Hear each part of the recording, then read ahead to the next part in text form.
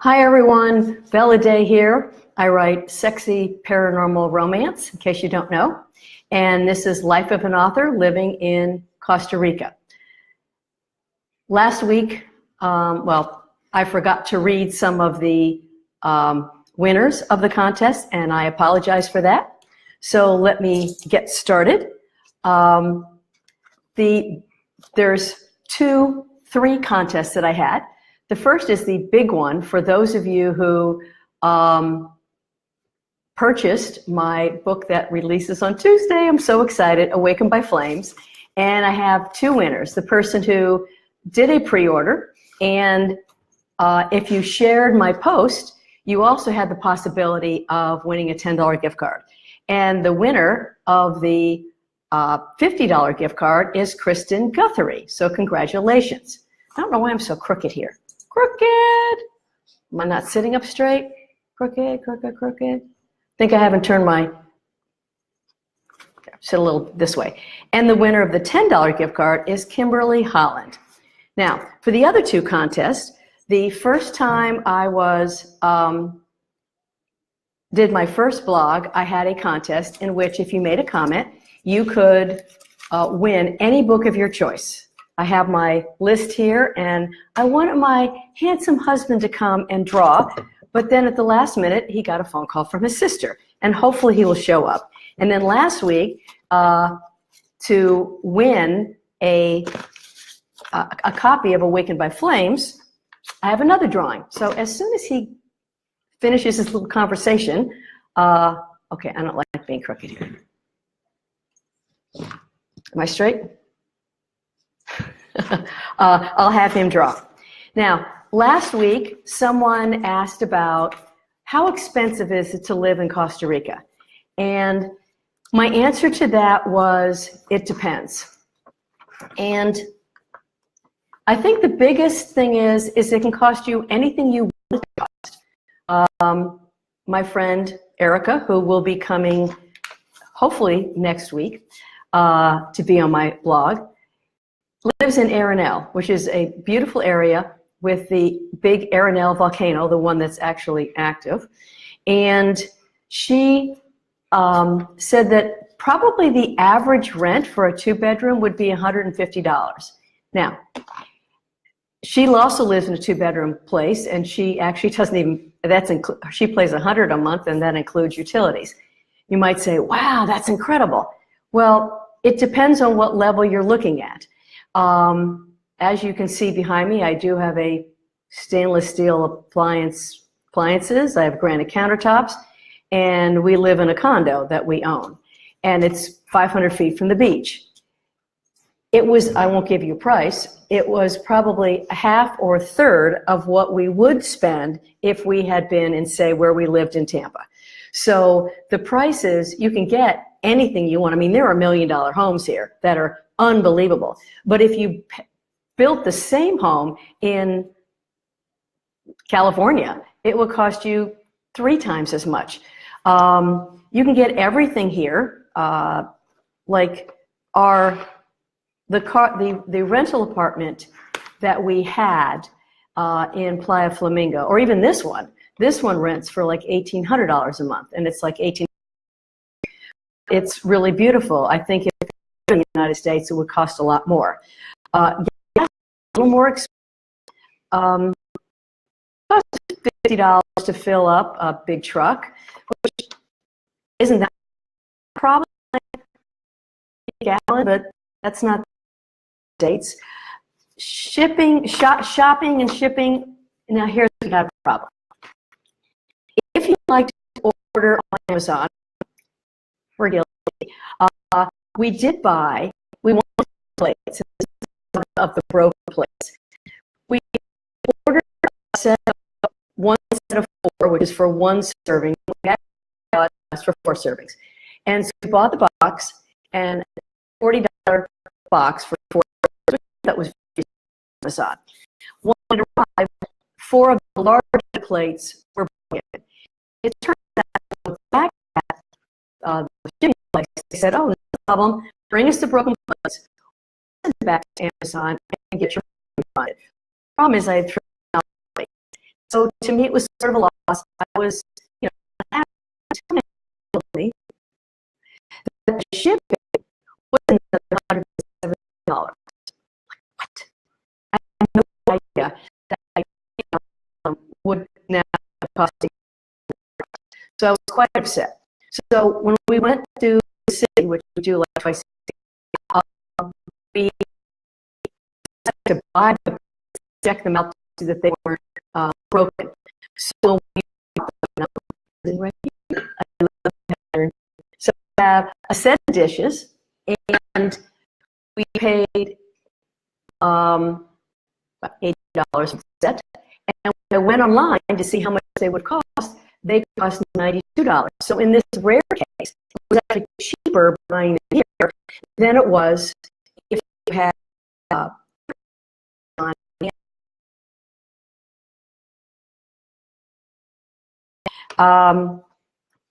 you can, a lot of people ship furniture here, and probably 6 of one, half dozen of the other. Food, that's iffy. Our grocery store, our main large grocery store, looks as nice, if not nicer, than any store in the United States. It's in a fairly nice area. And avocados, which are, everyone eats avocados here. They're $2 a piece. Hello, my husband is here to draw the drawings, and I will be in the middle. Okay, the first drawing is for whoever wins gets to pick whatever book they want. Okay. Okay. We have to see you. You can look. Here we are. Yeah. We only see your body. Okay. Oh, I don't want to look. Oh, don't look, yes. Okay. And the winner is Michelle Rushing. Awesome. Congratulations, Michelle. And here's the second one. Oh, there's 2. There's 2. Okay. This is for Awakened by Flames. Okay, he's not looking. Well, Not looking. And the winner is Pat Chapman. Awesome. Thank you, hubby dear. You bet. So I will keep these 2 names out, and I will contact them and let them decide what book they want. Food, again, our overall shopping bill is usually cheaper than in the States, but Wonder Boy here is eating wonderfully, and he loves to eat salmon. Yeah, not cheap. I mean, each piece is like $6 for a piece of frozen salmon. I, however, eat chicken, and chicken's very cheap. I get the chicken breasts with the bones in them, and they're like $4 a piece, where in the States I would have paid a lot more. If you like bananas, they're like 10 cents a piece, so because bananas are what we grow down here. Wine's pretty expensive. You think, I would say it's probably twice as expensive for a bottle of wine. Almost every bottle of wine will start at $15 and go upward from there. Jif peanut butter, which I eat, it's about $7 for a container, though, you know, it's not that cheap in the United States. As far as eating out in a restaurant, if you eat local stuff, it's very reasonable. Is it cheap? It could be, depending on where you are. The big difference is taxes. We don't pay any, and we are residents, and so we belong to their Social Security system. And you know that if you pay into Social Security in the United States, you're going to be paying hundreds of dollars a month. You're going to be paying for your medicine, and you know how expensive medicine is. If you live here and you decide to go to the CAHA system, my husband's not retired, it's, I think, $55 a month for the 2 of us. If we go to their location, I've not been there yet, haven't needed to, but apparently you can get all your medications for free. Now, supposedly, those sites are not as nice as a private hospital, which is what they have here. And apparently the wait's very long. And Costa Ricans don't seem to mind waiting for 3 or 4 hours for things. I'm a little more impatient, shall we say. Taxes on property taxes, instead of paying like 2.5%, we pay maybe a fourth of 1%. So owning property, the taxes and homes, you're hardly paying any income tax. TV or internet, I think it's about $125 a month, which again isn't that bad. They used to have unlimited data for their Wi-Fi, which would have been great because then I would have just hotspotted off of that, but they don't do that anymore. Furniture, as you can see, I'm not going to swing around my computer. I suppose I could a little.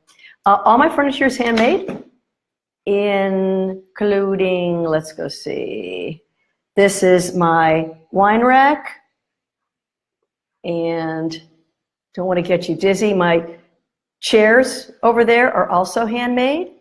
The TV stand is handmade, and trust me, it's out of pure wood. It's amazing, and it's a lot cheaper than if I had gone to any of the local stores. So, and we designed the furniture. We picked out the stain. We got everything that we wanted. The mirror up there is also handmade, and so that part is really fantastic. So, I didn't even see that I had comments. Oh no, I could get this to work. It's either the pick or no sound. Oh no. Is anyone else having problem? It says I'm live. I'm plugged in. Is anyone else having a problem seeing the picture or hearing me? Because that's really bad if that's happening, especially since Kimberly Holland said hi, and Kimberly was one of the winners. So can you all hear me? I need to know. I won't consider, I was going to read a very short, a fairly short excerpt of the book that's coming out on Tuesday, but I won't if you cannot see me. So let me know if you can hear me, because if you can't, I'll figure out something to do. Anyway, if you have any questions about living in Costa Rica, I'd be happy to answer them. As I said, next week my friend Erica is coming, and she's lived here for 5 years maybe, though she's from Tampa. That's where I met her, American. But I thought I would talk about some of the customs of Costa Rica, and hopefully she will join me. Things like funerals, where they carry the casket down the middle of the street to the cemetery, and things that I found to be a little bit different. So hopefully if you can't hear me now, if you can play it, you'll be able to hear me. Otherwise, I'll probably do this again next week and try to figure out what's going wrong. So I wanted to read just a scene, which is, I read chapter 1 last week, and this is chapter 2 in my hero's point of view. And if you see my cover, you'll see how yummy my hero is. And he's Finn McKinnon. So if you were here last week and you listened to the first chapter, Kalina is a dragon shifter. And she lives on the realm of Pterodon, which is sort of like a parallel universe in a way to Earth. They can go back, they have a portal, they can go back and forth. The Earth people do not know about this portal, so only the people from Pterodon go to Earth, and they go often. They study there, they love our inventions, and so they bring them with them to Pterodon. And it's, think of Pterodon kind of as Scotland. It's very green, very hilly, except it's warm. And they have castles, and they have royalty who are their leaders, and they're not very nice people, shall we say. So this is back on Earth, where Finn has been for weeks now dreaming with this woman. And he's smart enough to know that dreams maybe aren't real, but he has the sense that they sort of are. He is a wolf shifter, so he is totally convinced that Kalina is his mate, but he doesn't quite want to divulge too much because, people will think he's kind of crazy that he's dreaming and he thinks his mate is the woman in his dreams, though he's never met her. So Finn tossed and turned. Normally, when Kalina came to him in his dreams, her brightness soothed his soul and excited his wolf. Not tonight, though. Everything was different, darker, somber, even frightening. While her face was always a bit blurry and her long red hair was swept behind her back, her body was in shadows this time. Finn, Kalina called as if she were very far away. What's wrong? He'd been accustomed to her coy and flirtatious tone. While she shared some thoughts about herself, he suspected she held back at the same time. Tonight something had changed. I need your help, she pleaded. From the way her voice cracked, something was very wrong. In his dream world, Finn was invincible and incapable of doing anything. What can I do? I'm being held prisoner. I need you to come to Pterodon. He wondered why his imaginary woman had chosen the scenario to play out with him. Of course I'll come. I'll ride it on my white steed and save you. Not that he had any idea where the town of Pterodon was located. Finn, this is no joking matter. I'm real. You have to believe me. I need you. Finn rolled over, his mind in a confused dream state. At times, he wanted to believe that the woman in his head was alive and that they'd even met once. But how could she be flesh and blood? Kalina only appeared to him when he slept. Because he sounded so desperate, he played along. Oh, okay, I believe you. You said you live in Pterodon? Where exactly is that? And how can I reach you? Pterodon is a different realm from Earth, a parallel universe, if you will. My best guess is that I'm still in Edendale, which is a town in the province of Ivanbell. Getting here will be tricky. You'll have to find a portal in order to reach me. A different realm? He had to be crazy to believe her. Listen, I don't even know how portals work. Someone must know. Ask a white lighter. A white lighter? He could guess what she meant by those words, but he wanted to be sure. You call them witches.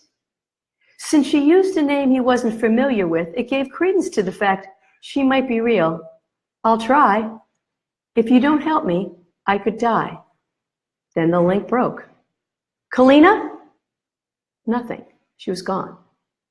The idea that Kalina was being held captive and in danger, while Finn was unsure if he could help her, was so horrendous that he bolted upright in bed. His forehead was drenched in perspiration, and his heart was beating way too fast. It took a moment for him to realize that he was in his bedroom and not locked in some cell.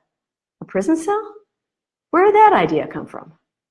Usually, Finn's dreams took place at some glorious waterfall that spilled into a clear pool. It was so turquoise and clear that he could see to the sandy bottom. Kalina was always with him, smiling and beckoning him to join her. At night, they'd interact on many different levels, sometimes flirting and teasing.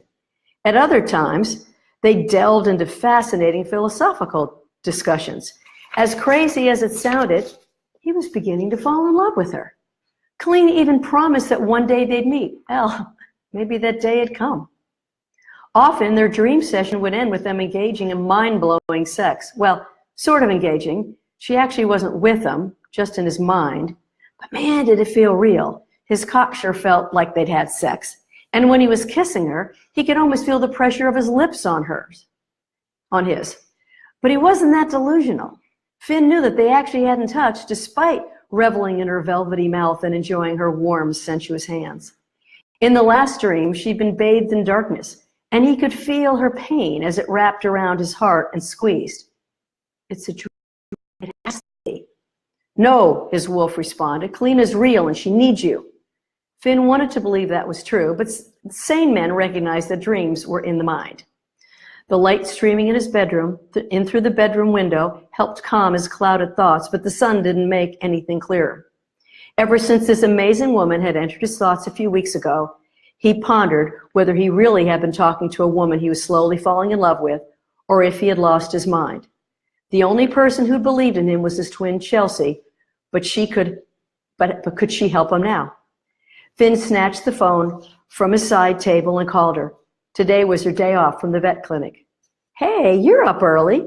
I thought you closed the bar last night, Chelsea said. I did. Listen, I need to pass something by you. She didn't say anything for a moment. You sound worried. I am. He told her about his dream and how scared Kalina sounded. If she's in trouble, maybe Connor can help find you. Connor might run a security agent, but there wasn't much he could tell his brother about where Kalina was. I don't know how. She lives in a different realm. Chelsea was silent for a moment. A different realm? You mean Cargonia. Most shifters believe one other parallel realm called Cargonia existed, but that it was the only one. No, this is a different realm called Pterodon. Wow. Maybe you should be contacting Zane Behrens. He claims to be from Cargonia. I know that's not Pterodon, but he might have heard of this other realm. Why hadn't he thought of that? Thanks, Chelsea. I'll give him a try. Let me know. I will. Zane claimed he'd been cursed and sent to Earth, where he was asleep for 100 years until his mate found him. Now he worked for the fire department as a janitor. Had Finn not vouched for him, Finn would have considered the man a bit loco. Why not call? Finn had nothing to lose. Okay, that's my little scene. So the story is about trying to get these two mates together and, you know, working from there. Oh, thank you, Ingrid. Ingrid is one of my beta readers, my ARC readers, and she's read it and she really liked it, so thank you. I do have an ARC team. I have about 80 people on my team, but if you're really interested in joining an ARC team, just let me know. So that's it for today, but if you have any questions, please leave them in the comments. I will read my comments all week because I know Sunday I threw you off by changing from yesterday to today, but I will be here next Saturday and keep looking for my messages in case I have to change things. I mean, it's possible I have to go into town. Going into town is San Jose, and that's a 4-hour drive, so we usually spend the night there. We do have a small town here called Liberia, which actually has an international airport next to it. We actually have a Walmart. But if we have to buy anything big or large, yeah, it's a big deal. But otherwise, we're enjoying the very warm and wonderful weather. So let me know what you'd like me to talk about. Well, next time it's probably the customs of Costa Rica, and I'll probably throw in what kind of things can you eat in Costa Rica. And any other questions about writing, what my process is, etc., just let me know, and I'll talk to you later. Bye.